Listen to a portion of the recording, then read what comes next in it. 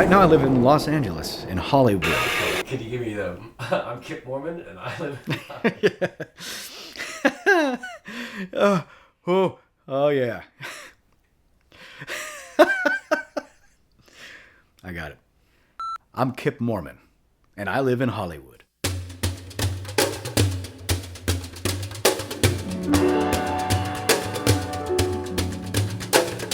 One interesting aspect to getting coffee every morning.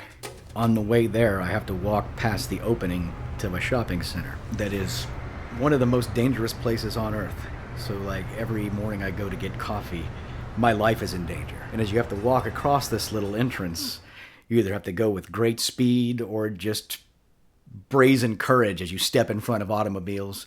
There was one time that someone had just gotten in a scooter accident. The ambulance there, someone on a stretcher loading them up as I'm trying to cross the thing. Just the other day when I walked past, as soon as I made it to the other side, a car slammed straight into another one right behind me, which prompted the holy fucking shit response. Pardon me. I'm gassy. It's not that I have not ever been a religious man. My early teens, I was a deep spiritual seeker, trying to figure out the nature of God and, what that was all about. I certainly have the foxhole belief in God. That's the first one I'll go to if, some shit gets really bad and I have to immediately, call out to some god. Fucking Zeus and shit like that's a little too distant for me. So it's hard in a day-to-day basis to say what your relationship with some sort of higher power is, how you use it in your life. Who's to say you're not using it in your life just by being alive? It's like we're part of that shit, man. Like me and you, Nate, and all this fucking shit around us that we exist in is all it.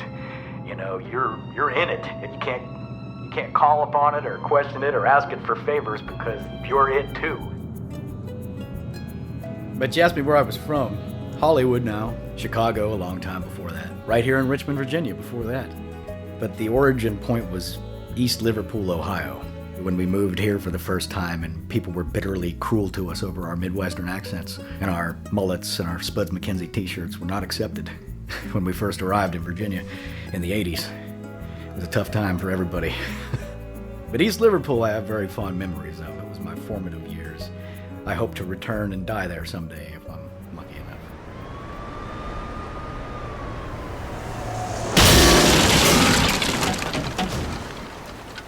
My name is Kipp Moorman, which is difficult to say without spitting at people. I had one out-of-body-ish experience. Well, when I say out-of-body experience, I mean you can see yourself performing certain actions, almost in disbelief while you're doing them. You know you're behaving badly, and you're watching yourself do it from some other perspective. One clear example I can remember of that is being terribly drunk one time.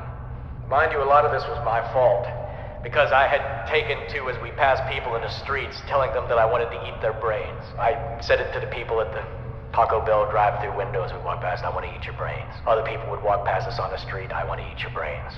Finally, we get out in front of the Cubby Bear, and we're passing the bouncer, and as we go by, I said, I want to eat your brains. Jumped up off the car he was leaning on, and he said, what the fuck you just say to me? I turned drunkenly around and said, I want to eat your brains. And he said, say that one more time, motherfucker. I want to eat your brains. He got down into a fighting stance like this, and he started to come for me. Then he got me by the shoulders and put his leg behind me, and he threw me down onto the sidewalk in front of the bar. Hit pretty hard, but I was, fucking drunk and loose. So now I'm on the ground, this guy's got his knees on my chest on top of me with his fist up in the air, ready to beat. And he says, and what did you say to me? I said, I'm gonna eat your brains. It was just a moment of foolishness, and it was one of those situations where I was up there watching myself do this stuff and watching all this happen to me like I was floating above in the ether or something. But no, that gentleman, he took his brains very seriously. Brains.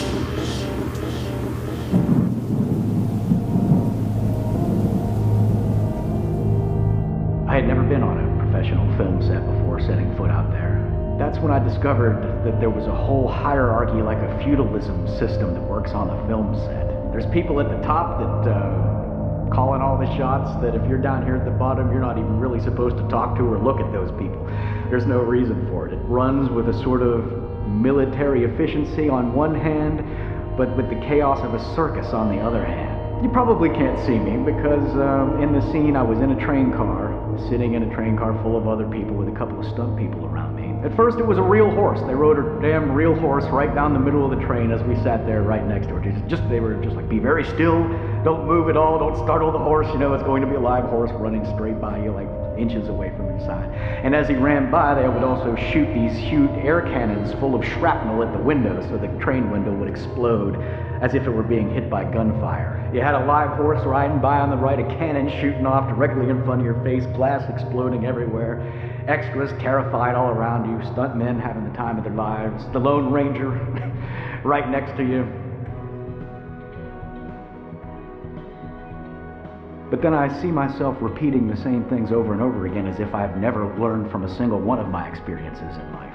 Like I'm carrying nothing with me, like every time all this crazy stuff happens to me, it's like water off of a duck's back, and I could just as easily fall into the exact same traps that I did the first time. Only I would know when it was happening.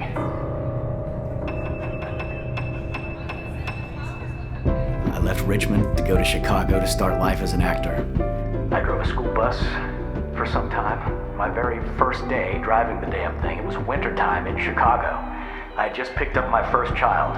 She was on the bus safely. We were on our way to the next kid.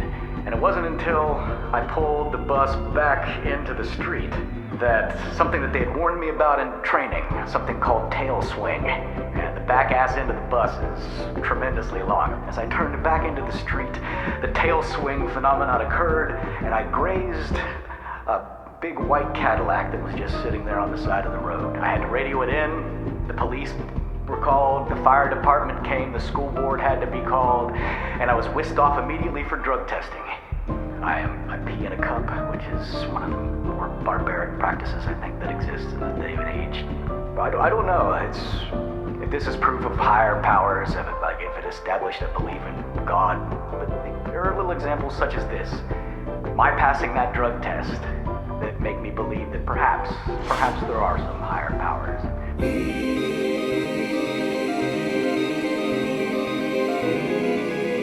Sometimes, you get a little deja vu feelings where things will happen that you feel like you were there or supposed to be someplace. And for me, those kinds of things are reinforcements that like you're at the place in your life you're supposed to be at.